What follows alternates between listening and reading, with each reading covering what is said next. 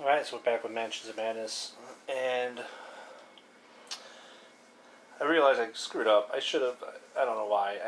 The hunted horror only had 1 health left. I could have easily done an unarmed attack on him and probably killed him. But I didn't, and then our guys got smoked by him pretty much, so that was a big mistake. I just was looking back, checking the video, and making sure it recorded okay, and was like, why didn't I just try to kill him? I kind of wanted to spread out and look at other things, and I don't know. That was dumb. Obviously dumb. Alright, so let's go with Ming first. She's going to try with her new knife to do 1 damage, because he has 1 health left, I believe. Yeah, he's 7 of 8, so we could have went after him. Alright, so Ming's going to use her new knife as a melee attack and come and go after this guy since he's in her space. She is stunned though, so you cannot perform more than a single action during your turn, and then discard the card at the end of your turn. So I'll just discard it now so I know it's discarded, but she can only do 1 action, and that is going to be to attack with her knife, which is a bladed weapon. You slash wildly, blinded by fear and rage. Your arms move in of their own accord. Agility 2. Alright. Agility 2 test. She has 4 agility, and that's what she gets. So she gets 2 successes. Beautiful. So she passes. If you pass, your instincts reward you, and you feel your weapon tear through the creature. The monster suffers damage equal to the weapon's damage plus your test result. So that's 3. And you only need 1 more. So we hit 1. Once it hits 8, it tells you, are you sure you want to discard him? Being that he has enough damage on him to get rid of him. We confirm it, and he leaves. But the creature lurches to the ground, dead. Here are the monster's final fate. The old man in the kitchen cautiously steps out. Move Eugene as indicated. So he moves into here. Okay. And that is that.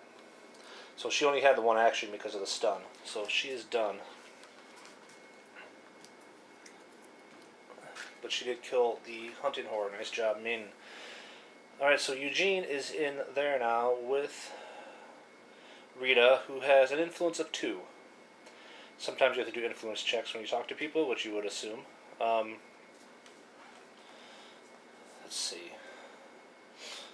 And we also have Carson there. He has an influence of 4, so he's one of the better influential people we have in our party.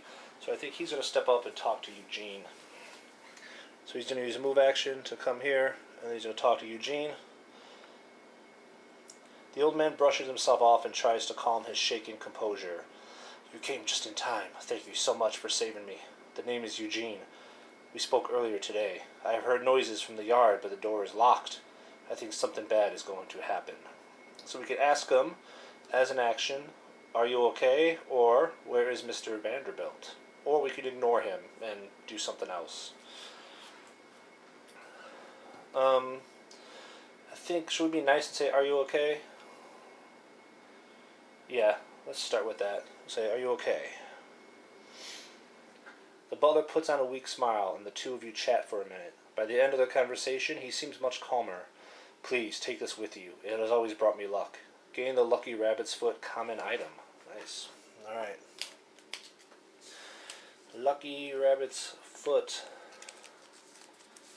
Common item. Here it is. So, once per round, you may reroll 1 die. Nice. Alright. So we give that to Carson. Then each investigator in the dining room and kitchen discards 1 horror. Ooh, nice. So 1 horror. So Rita can discard the nyctophobia. So when you discard a horror, you can choose a face up, or face down horror. Or card. Damage or horror. Right, so if you discard a damage or a horror, you can discard a face up one or a random face down one. So Rita has this face up one here. That's the only one she has. She is in the dining room. So she's going to discard that. Then Carson has 2, so we have to randomly discard one of these. So let's discard this one. And good old Ming has 3 face down. So this is big for her. So we randomly discard one of these, shuffle them up, and we'll take that one. So she's down to 2, so that was really big for the group. Alright, so every time you put a horror or a wound damage back into their decks, you have to reshuffle their decks. Really the only shuffling you do in this game is wounds and horrors going back, damage and horrors going back into the decks. You kind of shuffle through like some of the spells when you get a new one, but there's only 5 cards there, so it's real quick. Alright, so being nice to him is helpful. So we could have been like, where's Mr. Vanderbilt? But first we were like, hey, you okay? And he rewarded us. Probably wouldn't have gotten those items. We might not have even been able to take rid of the horror without seeing if he was okay first. That's what's cool about this is that, next time you play, maybe ask him the other question and see what happens. Maybe you can ask him again. I don't know. You can always click on their tokens though. Actually, without doing an action. So we could click on him here, and he says that the 7-robed figures have entered the mansion through the side door and took Mr. Vanderbilt to the yard. Soon after they arrived, I could hear them chanting. And if we want, we could spend an action to say, where is that, or ignore him. But we could check things. So we can check, even before we go there, we could check, see, what is this door? You suspect it leads to a bedroom. This door here. A weather door stands at the end of the hall. You hear bizarre noises from the other side. When you try the handle, you find the door is locked. A keyhole sits beneath the brass door handle. So it is actually useful to click these things before you decide what you want to do, because you could have spent your actions to move here because you want to open that door, and then when you get there, you click it and it's locked and you can't. You're like, ah. So click on these first, take a look around, and see what your options are. There's nothing against clicking the tokens before. So this is marked library. So this is the library, so you could always click around to kind of get an idea of where you might want to head first. See if you can even get through the door. Okay, so he moved one and talked, so he has another action. He can move again. Or he can stay there and talk again. He's our best guy with influence. I think he's going to stay there and talk with him next turn, if possible. The only other thing you can do is move 1 space. But there's really nowhere to go for him for that, so he's done.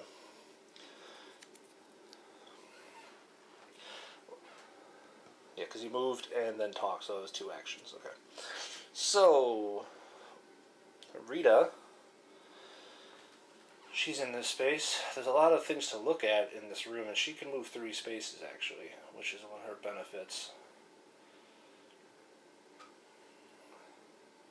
So first she's going to take a look in this cabinet here. Let's look around. You never know what we can find. A china cabinet has been repurposed to store all manner of knickknacks. So we're going to search it. The cabinet holds candles, wooden statuettes, stones, beads, and other random objects. You tried to discern what they could be for. Test lore. I'm assuming her lore is not very good. That's a 3. Alright, and this is where we put in our successes. So she has a 3 in lore. 2 successes. Okay, well, we might find something of use. Let's see. If you dig through the objects, you begin to form a hunch that makes you uneasy. You have heard of objects such as these found at the site of occult rituals. They could prove useful to your investigation. Gain the circumstantial evidence unique item and 1 clue. Then discard this search token. Alright, so she gets a clue. She didn't have any. So we get the circumstantial evidence unique item. Interesting.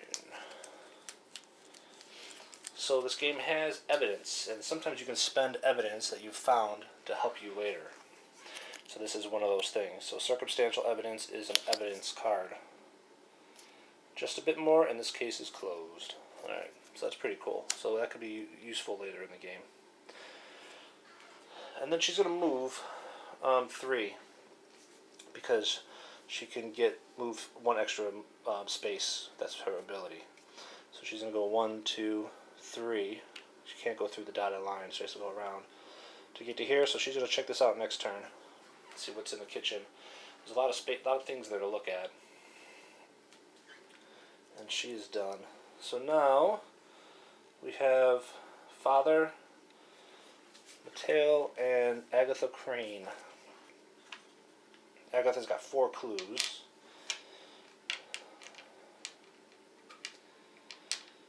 Let's see. I think Father's going to check the bathroom. Why not? Let's see what's in here. So he's going to check here. A wooden plaque marked WC adorns the door to the hall bathroom. Water closet, maybe? This is like the 20s, remember? So he's going to explore. Through the door, you find a small bathroom lined with white tile. Discard the Explorer token. Okay. Continue.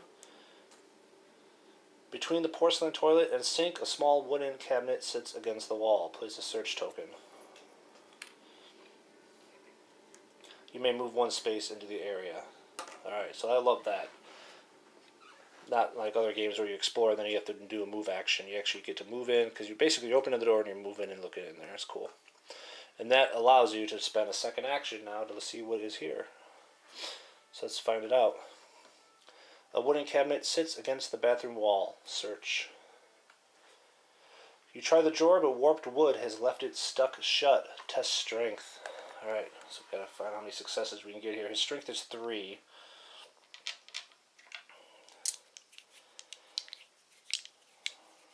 Alright. Oh, well, that's all that. He has 3 clues. I say we spend 2 to open it. I don't think we're going to need all 3 to open this. I'm going to spend 2 clues to change these into successes. And I'm going to put in 2 successes.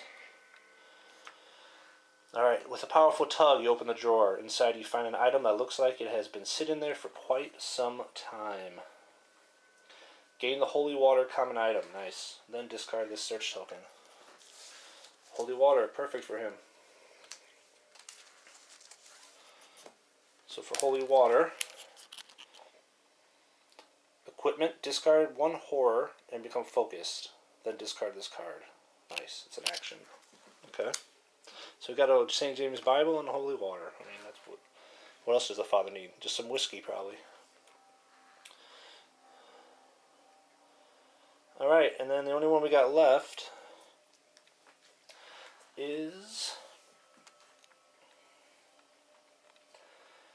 Agatha Crane. So what are our options here? She can open this room, this door, which looks like it leads to a large front room of the mansion here. And then we looked ahead before to see that we think this may be a bedroom up here. So she can open this door, which means she'll probably be able to move into it and then maybe do something in here. Here, she'll move here, open the door, move in, but already have 2 actions. So let's start here. She may be able to get something done, depends on what comes out. The door leads to a large front room of the mansion. Explore. Alright. You swing the door open into the warmly lit lounge. Large plush chairs and sofas decorate the lavish sitting room, and a small bar stocked with bootlegged liquor is tucked into the corner next to the east door. Place the lounge tile as indicated and discard any Explorer tokens leading to it. Let's find the lounge. There it is. Alright, so we put the lounge down. Like so. Nice. And then we discard any tokens leading to it. So this one and this one. So remember there was a third door up here that we didn't check yet. But because we know what connects to it, the lounge connects to that door, then we can actually get rid of that token. There's no reason to keep it there. We can just walk through the door now. Alright, so there's our lounge. Big room. Alright, so behind the bar, a large chest catches your eye. Place a search token as indicated. A large wooden table stands against the wall beneath a portrait of stern-looking man. Place a search token over here. A small wooden desk stacked with books and other items stands against one wall. Among the items you spot something useful. Place the medical textbook common item as indicated. Okay. So there's a medical textbook laying on this table here. And what does that do for us? Action. You or another investigator within range may discard one face down damage. Alright, that's very useful. You may move one space into the explored area. Alright, so she's going to move into here. And with that, she still has an action left. So she's going to check out what's in this chest behind the bar. There's a large chest tucked behind the bar. You move to open the chest but find it locked with a heavy padlock. The device is sturdy, but you believe you could pick the lock. Tap to attempt the puzzle.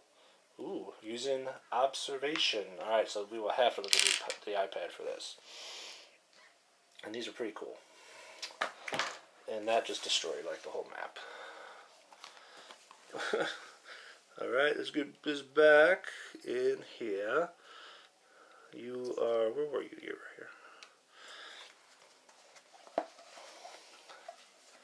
I need to get a new case for my iPad because this case is getting old. Okay, so we're going to attempt a puzzle using observation. She has an observation of 4. So she's going to have 4 attempts, 4 moves for this puzzle. So it's a slide puzzle. So the concept of these is the one puzzle piece that's different than the others has to get into here. And because she has 4 observation, if you look on the bottom, it tells you your skill is observation for this, how many moves, and how many total moves. So, being that she has 4 observation, she can make 4 moves until she has to, for this action, basically. If she doesn't complete it, it'll remember how many moves you made. So when you attempt the puzzle for doing another action, then you only have to go, it saves where you left off, basically. It's very cool.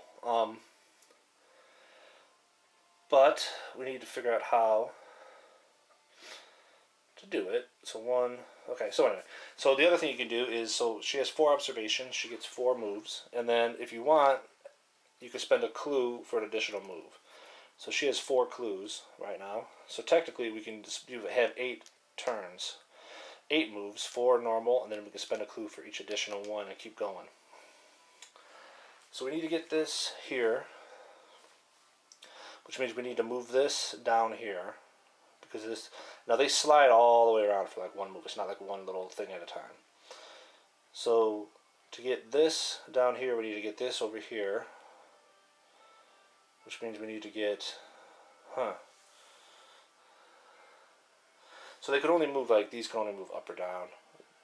The horizontals can only move right or left. So, alright, so we need to get this down here. This one can stay where it's at. This has to move all the way here, so this has to move up, this has to move over, this has to move down, this has to move over. So that's 1, 2, 3, 4, 5, 6. We need, I think we can do it in 6. So 1, now it keeps track down here, 1 move.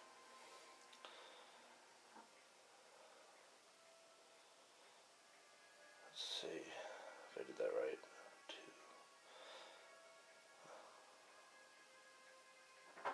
I don't know if that's going to work. Let's try it. I don't know if that's going to work. 1, 2, 3, 4.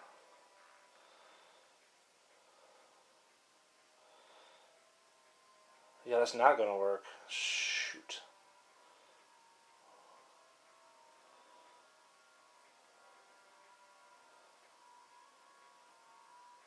Because this is going to come down but still be too big. It's going to still block it. Oh, I screwed up.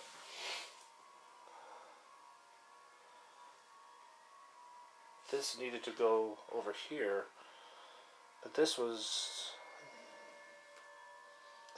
So that was 4. So now I have to spend a clue. Just see. 5. Yeah, 5. We're in trouble. Shoot. 5.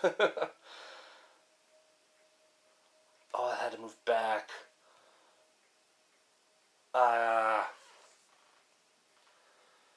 This had to move back. And then this would up, not down.